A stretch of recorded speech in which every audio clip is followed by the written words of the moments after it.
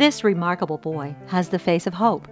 His name is Matthew Welling, and his story is an inspiration to all. Watching Matthew dance and frolic, it's hard to tell he very nearly died. At just 9 months, his parents noticed something unusual with his eyes. It was clear something was terribly wrong. He came to us with the diagnosis of osteopetrosis, for which the only cure is a bone marrow transplant. When Matthew's doctors in New York put out the call for bone marrow donors, a phone rang in Newton, Massachusetts. There, 17 years earlier, Steve Karras began his own journey when he registered at a donor drive, not knowing if he would ever be called to donate. He was. What I knew at the time is that it was for an anonymous recipient who was not yet a year old, a little boy with a horrible disease. And when they said, "Are you prepared to do it?" there was really no way I could think other than saying yes. Steve is a father of 3 and works as a regional sales coordinator for Aflac, matching families with vital supplemental insurance. I think all of us who work for Aflac know what it's like the first time we get a phone call, and probably every time we get a phone call from someone who says, "I've been diagnosed with cancer," or "A member of my family has been diagnosed with cancer." And you feel like you're their lifeline, you're their support. But this time it was different. This time Steve was being asked to give of himself in a way few others could.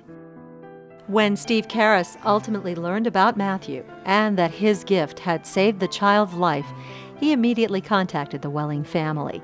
What he didn't know was how deep their connection really was.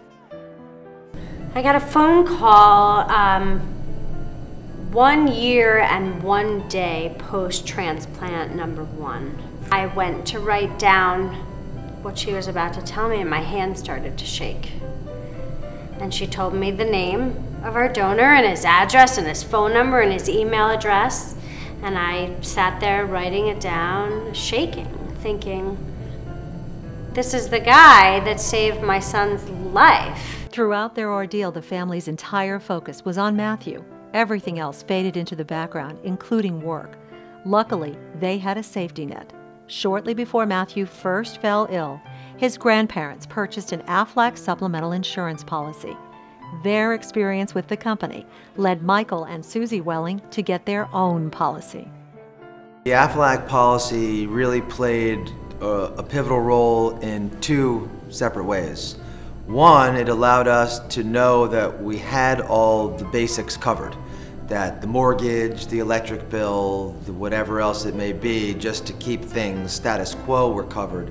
But it also gave us the ability to also do those things that we need to do for ourselves. Recently, there was a party for Matthew, nicknamed Bubba by his parents, and it was quite a bash. Of course, the Karras family was there, but there were doctors and nurses from Sloan Kettering, as well as some of the other children the Wellings met in the hospital, other children with faces of hope, other families with so much to be thankful for. Unfortunately, in any given year, there are 10,000 people who require a bone marrow transplant to save their life. And on average, only about 3,000 to 4,000 of them ever find a match. You never know when disease can strike, and you never know where or when you'll find the one person who has the ability to save a life. Miracles do happen, and sometimes the people who perform them can all come together and share in life's most happy moments.